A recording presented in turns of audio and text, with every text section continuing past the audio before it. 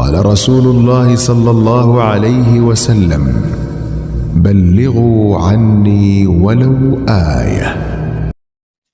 نحمده ونصلي على رسوله الكريم. أعوذ بالله من الشيطان الرجيم. بسم الله الرحمن الرحيم. رسول الله صلى الله تعالى عليه وسلم فقال: إن الله عز وجل قد أمدكم بصلاة وهي خير لكم من حمر النعم وهي الوتر، فجعلها لكم فيما بين العشاء إلى طلوع الفجر. رسول اللہ صلی اللہ تعالی علیہ وسلم ہمارے پاس تشریف لائے اور فرمایا: اللہ تعالی جل شانہ نے ایک ایسی نماز کے ذریعے تمہاری مدد کی ہے جو سرخ اونٹوں سے بھی تمہارے لیے زیادہ بہتر ہے، اور وہ وتر ہے۔ اس کا وقت اس نے تمہارے لیے عشاء سے طلوع فجر تک مقرر کیا ہے۔ عبادت قرب الہی کا ذریعہ ہے، اور وتر عبادتوں میں سے قرب الہی کا عظیم ذریعہ ہے۔ یہ ایک مستقل نماز ہے جو رات میں عشاء اور فجر کے درمیان ادا کی جاتی ہے۔ اس کی فضیلت میں متعدد احادیث ملتی ہیں۔ مثلا سیدنا حضرت جابر رضی اللہ تعالی عنہ کا بیان ہے کہ رسول اللہ صلی اللہ تعالی علیہ وسلم نے فرمایا: جس شخص کو رات کے آخری حصے میں قیام نہ کر سکنے کا اندیشہ ہو، وہ رات کے شروع میں نماز وتر پڑھ لے، اور جو شخص رات کے آخری حصے میں قیام کرنے کے متعلق پر امید ہو تو وہ رات کے آخری حصے میں نماز وتر ادا کرے، کیونکہ رات کے آخری حصے کی نماز میں فرشتے حاضر ہوتے ہیں اور گواہی دیتے ہیں، اور یہ وقت عبادت کے لیے افضل ہے۔ وتر کے معنی طاقے ہیں۔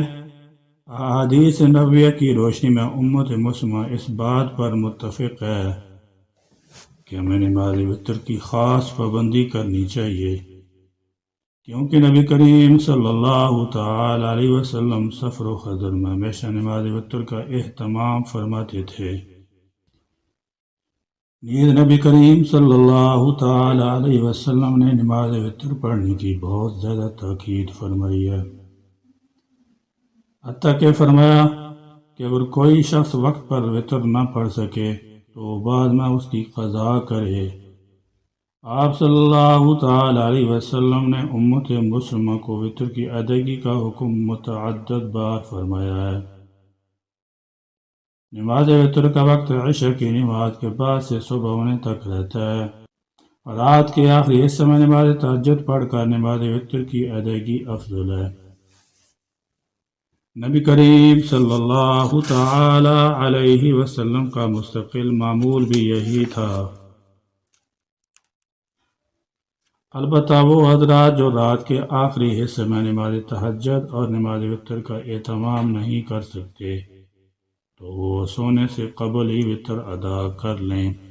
حضرت بریدہ اسلمی رضی اللہ تعالی عنہ فرماتے ہیں کہ میں نے رسول اللہ صلی اللہ تعالی علیہ وسلم سے سنا، آپ صلی اللہ علیہ وسلم نے ارشاد فرمایا: نماز وتر حق ہے، جو وتر ادا نہ کرے وہ ہم میں سے نہیں۔ نماز وتر حق ہے، جو وتر ادا نہ کرے وہ ہم میں سے نہیں۔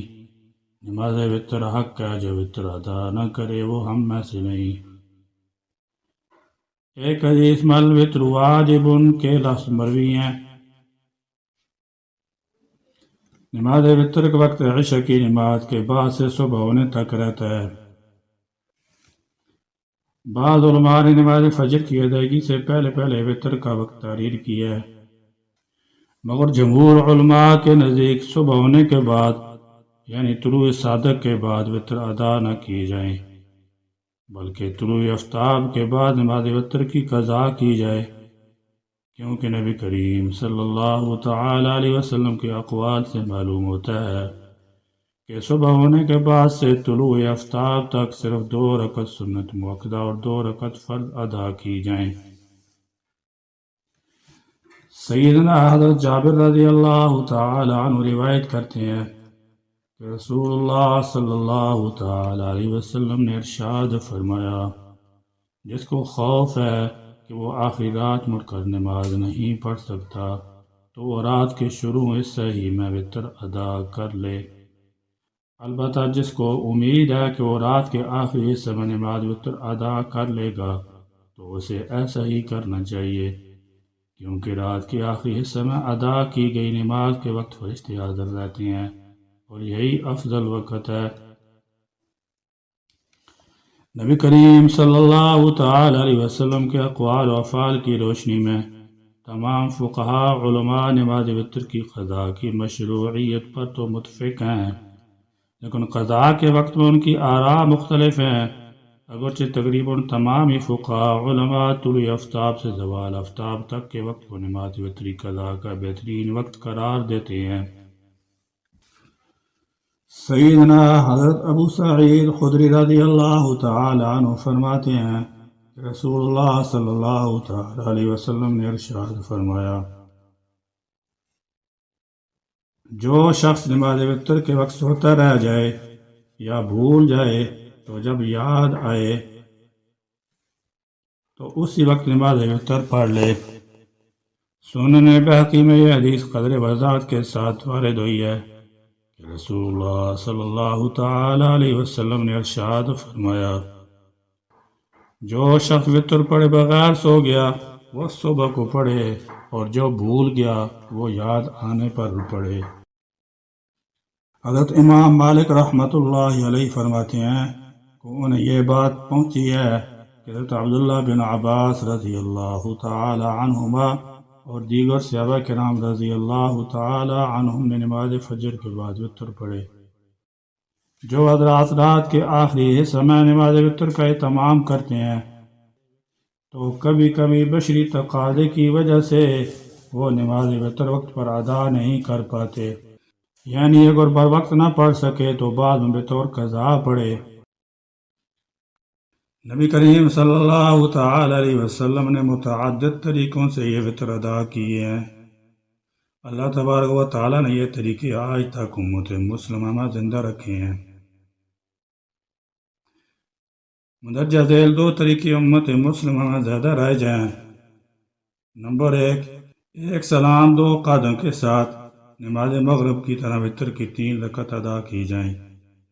نمبر 2، وتر کی 3 رکعت اس طرح ادا کی جائیں کہ 2 رکعت پر سلام پھیر دیا جائے اور پھر 1 رکعت ادا کی جائے، یعنی 3 رکعت 2 تشہد اور 2 سلام کے ساتھ۔ ان مذکورہ دونوں شکلوں میں وتر کی ادائیگی صحیح ہے، البتہ فقہاء علماء کرام نے اپنے اپنے نقطہ نظر سے وتر کی کسی ایک شکل کو راجح قرار دیا ہے۔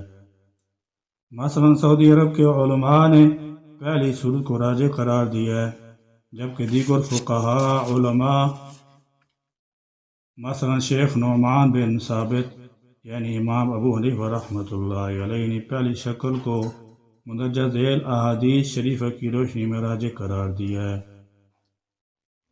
سیدہ حضرت عائشہ رضی اللہ تعالی عنہ فرماتی ہیں کہ رسول اللہ صلی اللہ تعالی علیہ وسلم